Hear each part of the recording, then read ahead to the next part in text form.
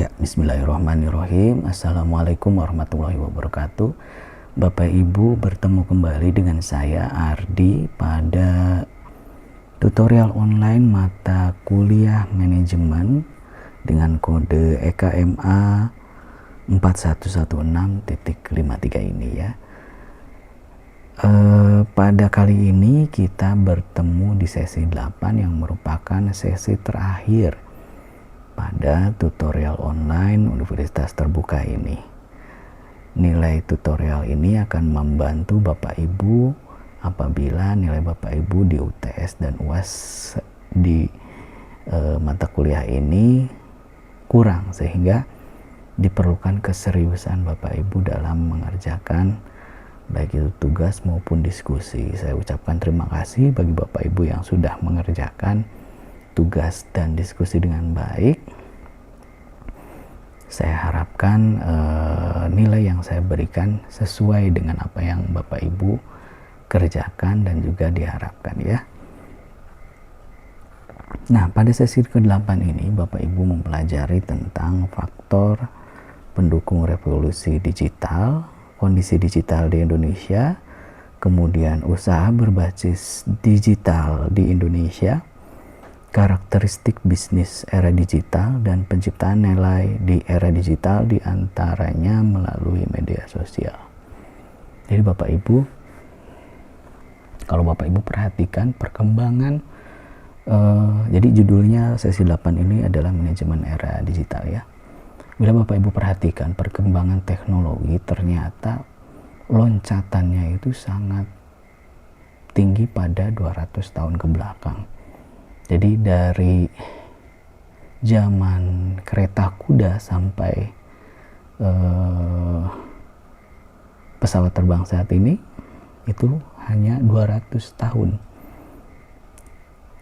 Kemudian berkembangnya smartphone dan sampai kemudian sekarang sosial media, kemudian e-commerce dan lain sebagainya. Tentu saja ini merubah bagaimana manajemen baik di perusahaan, organisasi dan lain sebagainya, profit maupun non-profit, sehingga bisa kalau orang sudah bisa ngigelan dalam perkembangan teknologi ini. Ditambah lagi AI yang sudah semakin luar biasa kemampuannya. Saya lihat di sosial media sudah bisa membuat film-film pendek yang sudah sangat realistis sekali. Bahkan kalau misalnya hal-hal yang dulu kita anggap tidak bisa, sekarang sudah bisa dengan menggunakan AI gitu ya. Termasuk juga mengerjakan tugas sekarang sudah bisa menggunakan AI. Nah, ini tentu saja perlu penanganan. Kenapa di sini ada tentang penciptaan nilai di era digital ini?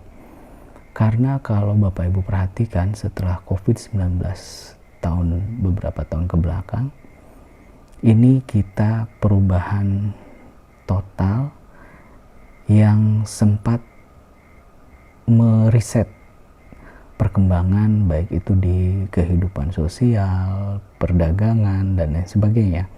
Sehingga bisnis digital ini sudah menjadi kebutuhan pada hari ini.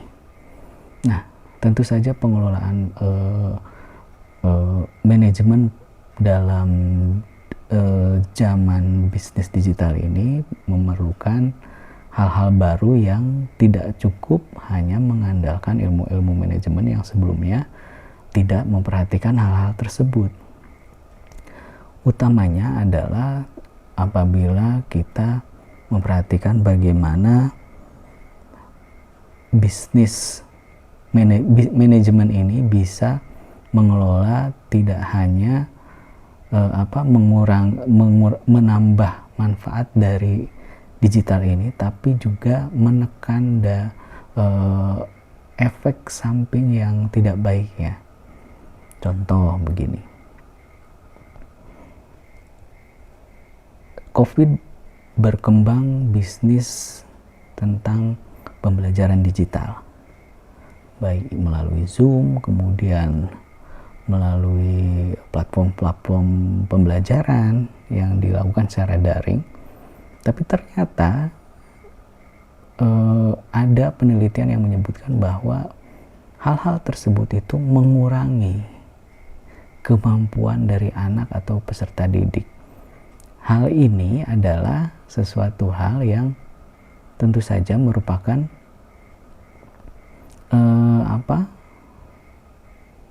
kelemahan dari sisi bisnis digital ini, termasuk kita saat ini. Tutorial online ini akan berbeda sekali nilainya saat bertatap muka langsung.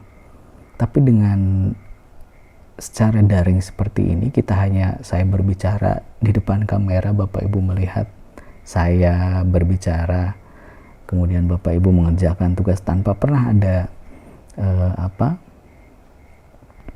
pertemuan tatap muka, itu akan beda daya tangkapnya. Itu terlihat dari bagaimana cara Bapak Ibu menjawab menjawab tugas, menjawab diskusi, itu akan terlihat sekali. Itulah mengapa akhirnya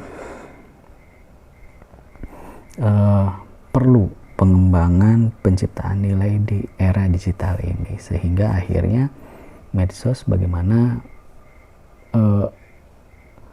menjadi salah satu yang perlu di-manage keberadaannya. Misalnya kemarin Amerika akan memban TikTok sehingga akhirnya sempat TikTok tidak bisa nyala di Amerika Serikat. Mungkin bagi secara kehidupan bangsa bernegara tentu saja ada satu sisi ancaman, tapi bagi sisi kebebasan berbicara, kebebasan dan lain sebagainya, itu juga merupakan pembatasan yang harusnya tidak perlu. Sehingga akhirnya sekarang sudah bisa lagi, dan ternyata memang akhirnya deal-dealan secara duniawinya yang harus dicapai. Nah, ini tentu saja menjadi perhatian kita semua di bidang manajemen. Akhirnya bagaimana manajemen ini juga bisa menerapkan berbagai hal-hal kebaruan yang bisa membantu dalam peningkatan manajemen. Misalnya dari proses rekrutmen, kemudian sampai evaluasi pekerjaan, pensiun dan lain sebagainya gitu. Penilaian pekerjaan harusnya sekarang itu sudah semakin mudah dengan adanya teknologi seperti saat ini.